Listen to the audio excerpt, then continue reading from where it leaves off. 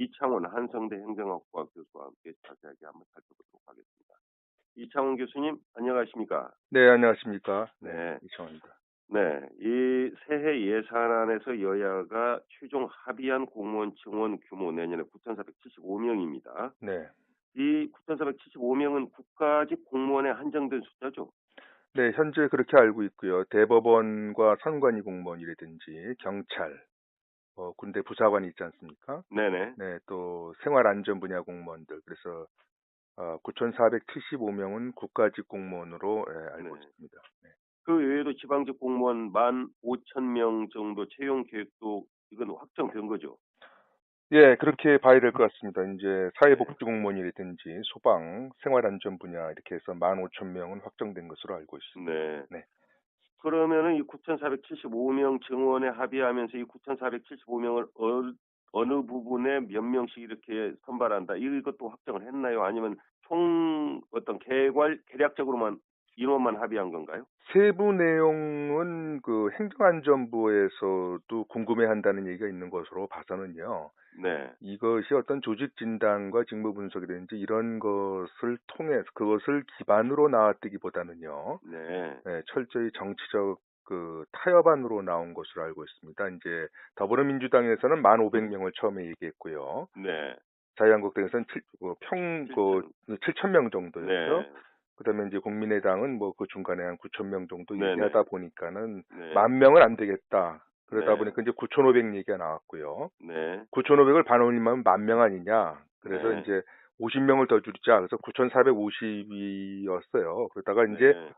뭐 거기서 또 교착 상태가 있다 보니까는 김동연 그 경제부총리가 네네. 조정을 해서 네. 9,475. 그러니까 철저히 그 정치적 타협으로 보는 것이 맞는 것 같습니다. 네, 결국은 9,475명을 정해놓고 이 9,475명을 결국 나중에 어느 부분에 몇 명씩 하겠다는 건 나중에 이야기를 하게 되겠군요. 네, 그거는. 그렇게 알고 있습니다. 네. 자, 그렇다면은 이 국가직 9,475명, 지방직 공무원 15,000명 합하면 24,075명 뭐 네, 이렇게 네, 되고 이 퇴직 인원이 지금 네, 3만 명 정도 되죠. 네, 그렇습니다. 네. 퇴직 인원은 자연 충원된다고 볼 경우에 내년 채용 규모는 그러면 모두 5만 4천 명이 되는 건가요? 예, 굉장히 정확한 지적이신 것 같고요. 네, 이제 이제 응답을 하기 위해서는 네, 이제 공무원의 그 증감 규모를 좀 살펴봐야 될 것 같은데요. 네네, 지난해는 이제 8,191명만 증원을 했고요. 네, 그 다음에 참여정부 때인 2006년에 26,187명을 늘린 다음에는 네, 증원 규모가 매년 2만 명 이하였다라는 것이 이제 우리가 주목해야 될 숫자 같습니다. 네, 그리고 사실상 내년 증원 규모를 조금 전에 말씀하신 것처럼 2만 한 4,475명 정도로 본다면요. 네, 최근 10년, 즉 2007년부터 16년까지 연평균 증원 규모를 한 7,300명 정도로 본다고 할 때 네, 3배 이상 되는 수준으로 보입니다. 그리고 네, 또 역시 퇴직자 충원 규모도 좀 우리가 살펴보면은 국가직과 지방직을 다 봐야 되거든요. 네, 보통 그럴 경우에 내년에도 이제 규모가 비슷한 수준으로 이루어진다면 퇴직 규모가요. 네, 네, 3만 명 정도로 봐야 돼요. 그렇게 네, 되면은 산술적으로만 보게 되면은 증원과 자연 증가분을 다 고려한다면은 네, 최소한 5만 명 이상으로 우리가 산정을 해야 될 것으로 보입니다. 네. 이게 최근에 한 10년 이상 놓고 가장 최대 규모라고 네, 하는 얘기가 나오고 있죠. 그렇습니다. 자, 여야가 이번에도 이 가장 논란이 많았고, 그리고 막판까지 쟁점이 되다 보니까, 이게 지금, 어, 조항을 하나, 단서 조항을 걸었어요. 이 네, 2018년도 공무원 재배치 실적을 또 1년 뒤에 네, 2019년도 예산안 심의 시에 국회에 보고해서 이 부분을 참고하기로 했는데, 이 네. 부분의 단서 조항이 앞으로 이 공무원 증원 문제 어차피 올해만이 아니고 앞으로 매년 이게 음, 논란이 될 텐데 좀 도움이 될까요? 어, 저는 그렇게 큰 도움은 안 될 것으로 보이는 것이요. 네. 일단 뭐 증원이 되면은 그 줄인다는 건 거의 불가능하고요. 네. 지금 여당에서는 공무원 증원 역시 취업난 해소나 뭐 소득주도 성장이라는 걸 많이 얘기하지 않습니까? 네. 예, 일자리 만들기와 그렇, 소득주도 성장의 핵심 공약이라고 예, 하죠. 맞습니다. 그래서 그런데 이제 야당은 또 반대로 공무원을 늘려서 경제를 살렸다라는 것은 교과서에도 없는 이야기라고 주장을 하기 때문에 네.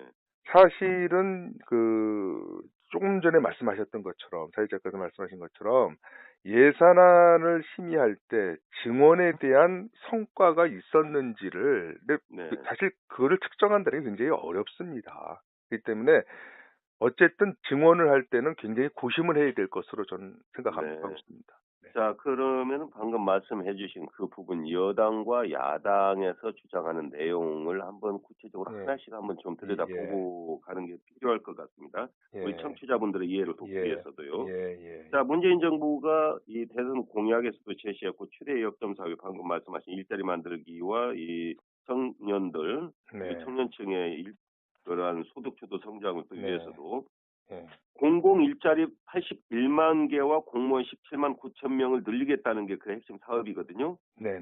그리고 공무원 17만 9천 명 증원에 그 첫 번째로 앞서 올해 추경안에 일부 반영을 했고요. 예, 만여 명. 그리고 내년에 공무원 12,000명을 늘리겠다. 그렇게 이야기를 했다가 이것이 9,475명이 맞습니다. 됐는데 네.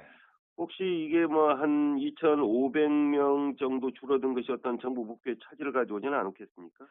그 추후 이제 공약을 꼭 지킨다라고 하면은 추후 좀 영향을 줄 것으로 보이는 것이 네. 지금 말씀하신 것처럼 올해 12,000명, 그다음에 2022년까지 단계적으로 해서 증원할 계획을 제시를 했기 때문에요. 네네. 이번에 이제 9,475명 채용 예정으로 가게 되면은 결국은 2022년까지는 매해 4만 명 이상을 꾸준히 증원해야 되거든요. 네네. 그 숫자를 맞추기 위해서는. 네. 그렇다면은 이 공약을 지킨다는 차원에서는 이번에 줄여든 거가 차후 연도마다 조금 부담이 될 가능성이 높겠죠. 네. 이 자유한국당이 이번에 이런 주장을 했습니다. 이 부분을 갖다가 반대하면서 이건 미래 세대에게 부담을 지우는 정책이다. 네. 그리고 정부 목표대로 17만 명 공무원을 늘리게 되면 앞으로 30년 동안에 300조 원이 넘는 돈이 필요하다. 연금이라든가 예. 뭐 이런 기금까지 합쳐서 이 주장에 예. 일리 있습니까? 이거는 양쪽 주장을 다 좀 봐야 될 것 같아요. 네. 이제 이런 주장이 나오니까 기재부에서는 이제 그쪽 계산으로는 네. 12,000명을 증원한다면 한 매 6개월마다 3천억의 예산이 소요된다고 이제 발표를 했거든요. 네네. 요걸 제가 그냥 그대로만 계산을 해봤어요. 그러면 네. 1년이면 6천억 아니겠습니까? 네. 그다음에 이제 12,000명이 아니고 17만 4천 명으로 이제 네네. 간다면은 6개월마다 4조 3,500억이 되더라고요. 매년 한 3만 4천 명 정도 늘어나는 것으로 보고요. 그렇습니다. 네네. 네. 그렇다면은 1년 소요 예산이 8조 7천억이 나와요. 네. 이걸 단순하게 그냥 그러니까 30년이라고 하면 네. 8조 7천억 곱하기 30년이면 261조가 나오기 때문에 네. 단순 어, 계산만 하더라도요. 그렇죠. 그러니까 네. 적은 엄청난 예산이 소요되는 것만은 틀림없는 것으로 보입니다. 네. 단순하게 내년도 예산에 5천 몇백억 들어간다가 아니고요. 그렇습니다. 네. 네. 근데 정부 여당은 이 공무원 17만 9천 명 증원을 대선 공약으로 제시했을 때는 근거가 있었을 거 아닙니까? 네. 정부에서 어떤 근거로 공약 제시한 거죠? 네, 그 당시 공약 제시의 근거는요. 네. 어쨌든 조직 진단과 직무 분석을 근거로 한 것은 아닌 걸로 알고 있고요.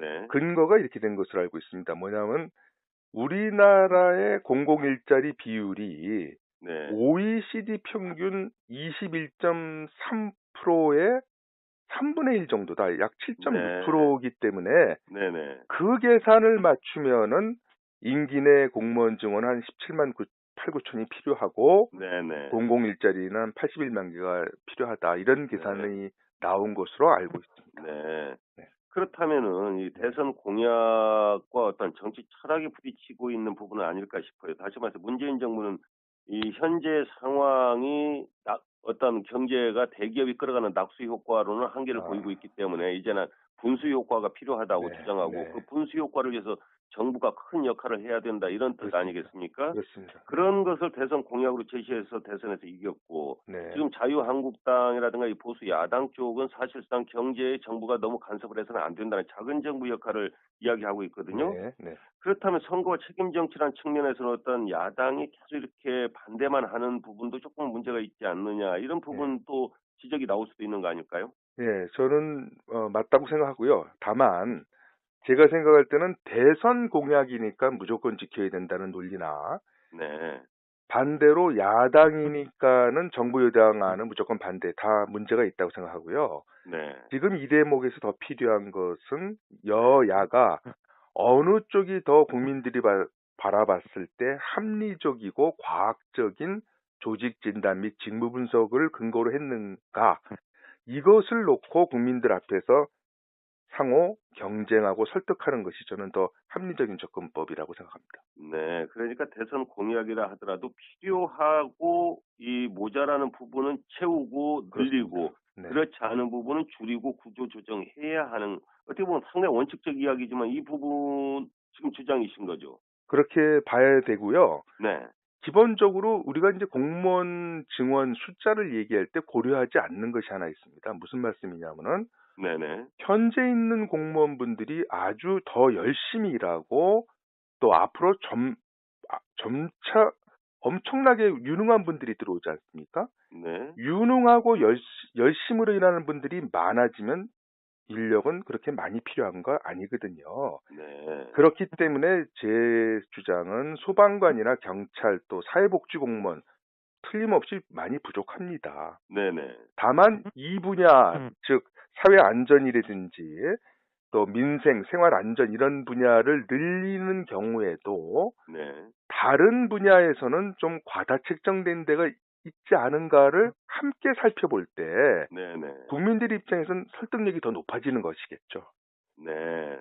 그렇군요. 이 보건이라든가 안전, 복지 부분 모자라는 부분은 당연 충원이 돼야 되지만 네. 혹시 비대해서 지금 이미 이 뭐 공무원 이게 파킨슨 법칙에도 나오죠. 한번 늘려놓으면 절대 줄어들지 않는다는 그렇습니다. 네. 그런 부분 들여다봐야 된다는 그 말씀이시죠. 네, 그렇습니다. 네. 네. 오늘 말씀 아주 훌륭한 조언으로 이렇게 생각하고 여기까지 듣도록 하겠습니다. 네, 감사합니다.